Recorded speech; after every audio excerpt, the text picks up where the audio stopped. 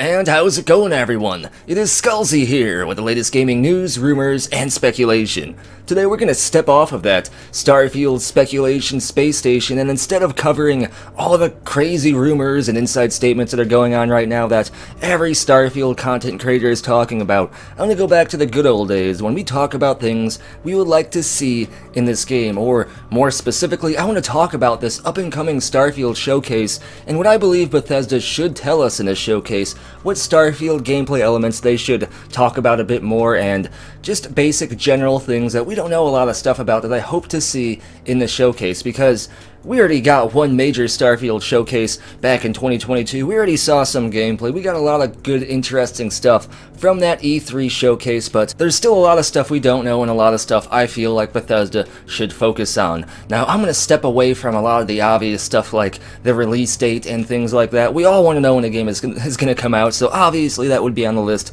but instead I want to talk about other stuff, gameplay elements and stuff like that. I added a lot of the stuff that I came up with to this list, and I also asked the community over on my Discord for input as well, and I chose the 10 most interesting things that I feel like Bethesda should talk about in their up-and-coming showcase. I don't expect them to talk about all 10 of these things, but any number of these things would be great to see. The first thing is more information about Starfield's main story. We know a little bit about the main story already. We know we work for Constellation, the last group of true space explorers out there, and we know Constellation are looking for some kind of mysterious artifact, various mysterious artifacts that grant people visions and seem to lead to something else, but we don't know where these artifacts came from. We don't even know really what they are or what these visions are about. NPCs have clearly had visions when they interacted with these artifacts before, but we have no information about what these visions even are or what they showed people. We don't know if these artifacts are alien in nature, and we don't know what would happen if we found all of them. Obviously, I would expect Bethesda to keep a lot of this stuff secret, so that way we can have some things to discover while we play the game, have some surprises, some big revelations, but nonetheless, as of right now, we barely know anything about the main story of Starfield, so this is something that I personally would like to see Bethesda talk about a little bit more.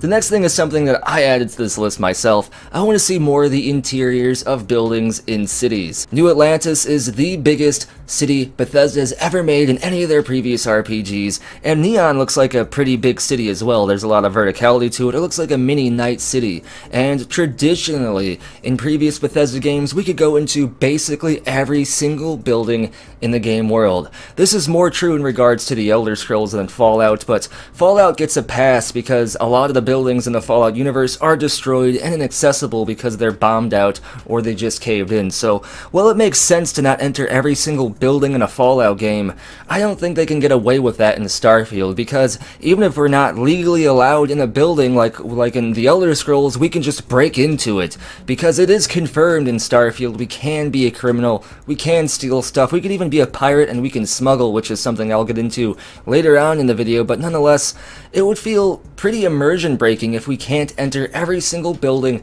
in every city. But the thought of being able to do so in a city as massive as New Atlantis or Neon is kind of a crazy thought, so this is something I hope Bethesda can at least touch on a bit more in this up-and-coming Starfield showcase. The third thing is, how do planets work? How large are they? How does it work when we land on the planet? We do know that there isn't like a visual thing like a No Man's Sky where we fly through the planet's atmosphere. It's going to be more like a cutscene or a cinematic of sorts, but does that mean we can't land anywhere on the planet? Does that mean we can only land on specific places? If Bethesda somewhat touched on this already and I missed it, I apologize, but we just don't necessarily know how planets work exactly. We know the planets are big, but how big are they? Can we explore the entire planet like we can in No Man's Sky, or are we going to be stuck to a very specific playable area? Also, how do barren planets work? Are there still going to be various points of interest we can discover, or will barren planets work mostly as resource gathering? A lot of people talk crap about Bethesda and Starfield, saying that they're stepping away from handmade maps that they're known and loved for and instead moving over to No Man's Sky style of procedural generation, but that's not entirely true.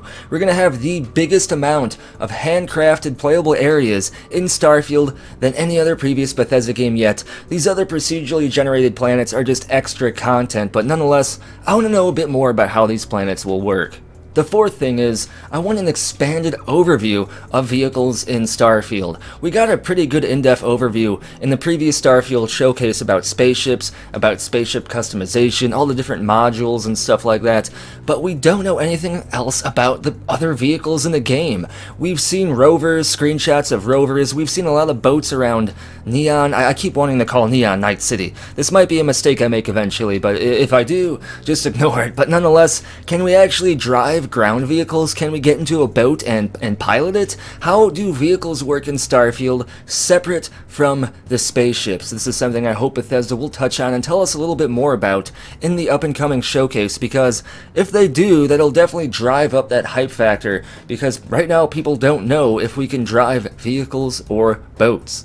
The fifth thing is, what type of strange anomalies and mysteries can we discover in space? Obviously, there's probably going to be space stations and other spaceships we can interact with, and a bunch of planets and moons, but can we straight up fly into the sun? Can we quick save and just fly our ship into the sun and see what happens? Obviously, we would be destroyed, but I know I personally would quick save and test stuff out like that.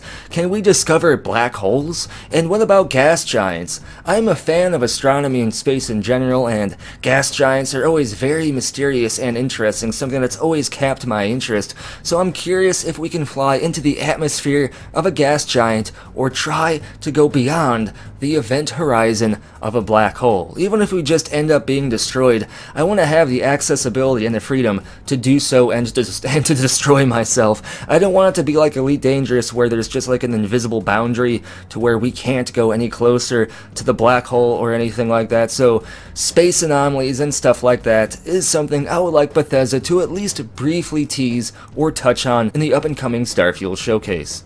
Number 6 is, and this is a community one, which is a great idea by the way, how will the passage of time work? If we fast travel in space, does that mean time will advance accordingly? It has in previous Bethesda games, but space is an entirely different setting in regards to the passage of time and fast travel. Will the orbital locations of planets change based on the passage of time? If we fast travel somewhere, will the planet we're fast traveling to actually be in a different location than where it was when we began the fast travel sequence? The passage of time and how it works with space travel is something I would like a little bit more information about, just because I'm curious.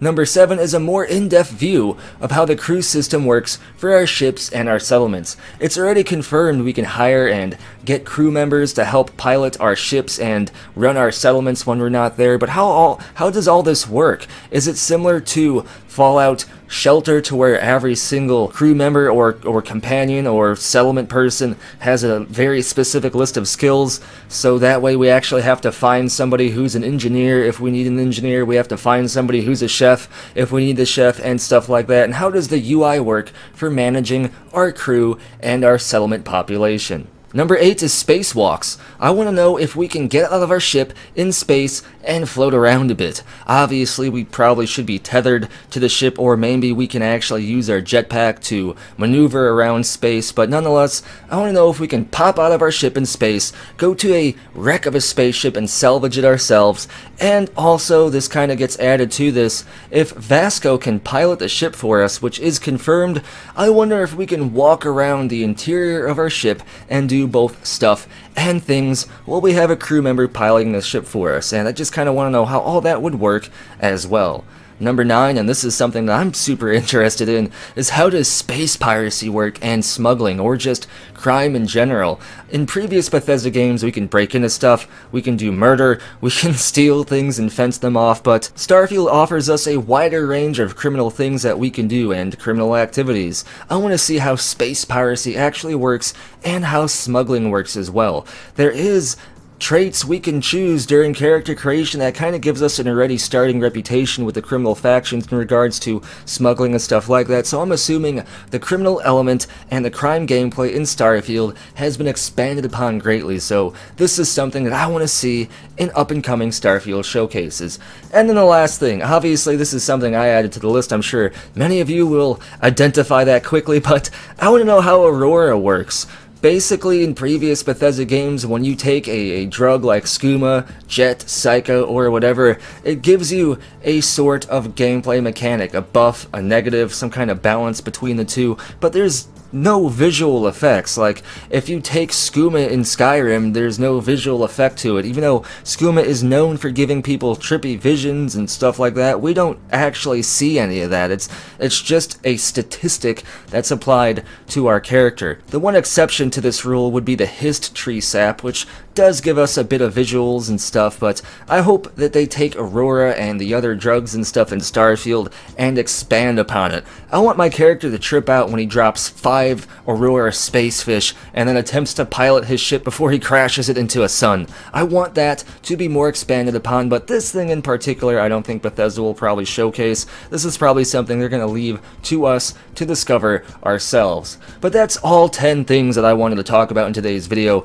I kind of went through this a little quick because I didn't want this to be a 30-minute video just talking about 10 things that I hope Bethesda would talk about in the up-and-coming Starfield showcase, but if this content actually does well, I'll return to videos like this and cover more aspects that I hope to see in future Starfield marketing and events. But nonetheless, let me know what you hope Bethesda will talk about regarding Starfield in the up-and-coming showcase, or just other things you'd like to hear more about the game before release, down in the comments below. And as always, huge shout out to the following amazing people for going above and beyond to support the channel and the community. If you want to get a permanent future video shout out and get added to this feature list at the end of every one of my videos from this point forward, you can support the channel over on Ko-fi, Patreon, or here on YouTube as an exclusive channel member. Links for all this and more, including the Skullzi Discord server, are all down in the description below. And as always, thank you for watching.